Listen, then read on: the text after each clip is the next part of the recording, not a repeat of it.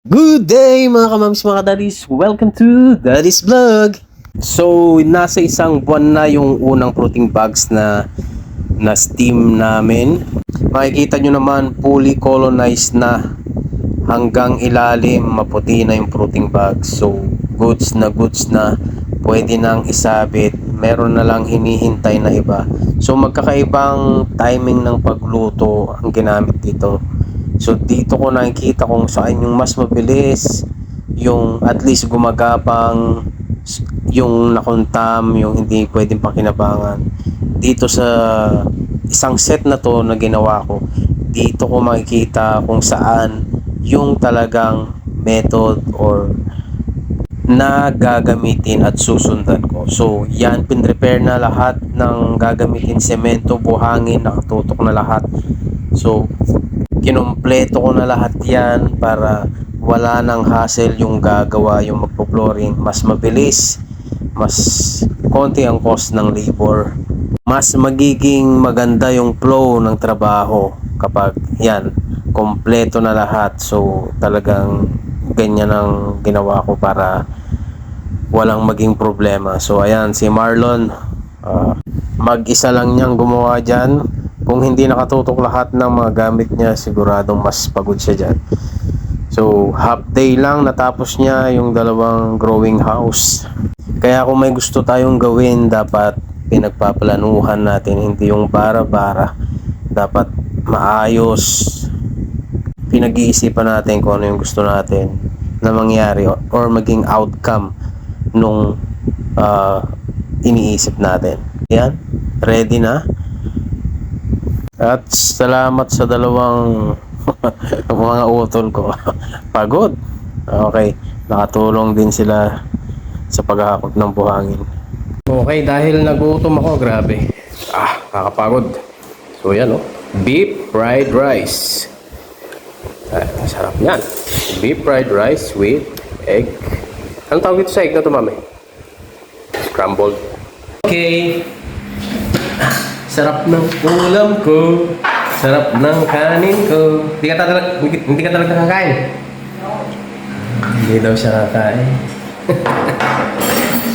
Sarap Tinatakam ko. Hindi talaga. Sa bagay, hindi siya kumakain ng beef.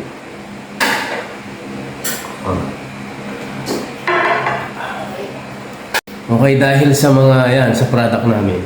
So, kung nakakakain ka ng gusto mo kumain ng medyo special, ready-made na. Nandyan na. Yan. Lagay mo lang sa kanin mo. Grabe, itong kanin ko pa lang. Kahit walang ulam, mayos na to. Kain tayo.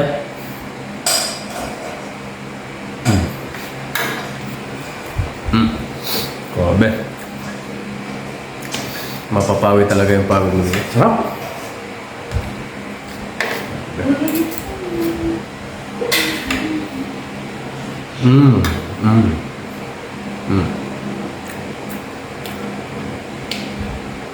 Wow. Try nyo ito mga kamamis, mga kadads. Hindi kayo magsisisi.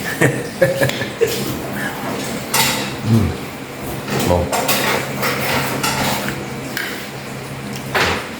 Kahit gaano ako kapagod, yung ganitong simpleng pagkain ko, solid. Hindi na ako maghahanap ng ibang pagkain. Hindi na ako sa resto, gano'n, fast food. Sarap. Lutong bahay.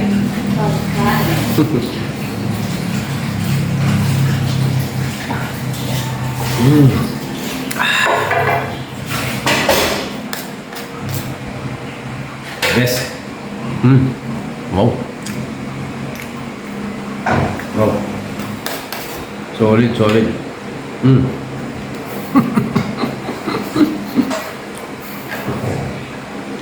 Ang dali pang i-prepare. So, nakaramdam ako ng gutom. May kanin, sangag. Ito ng itlog. Solve na.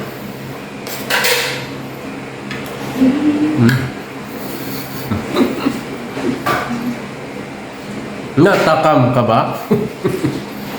Kung natakam ka, try mo na. So, yun lang. Thank you for watching. Bawi ang pagod. God bless everyone. This is Daddy Mark.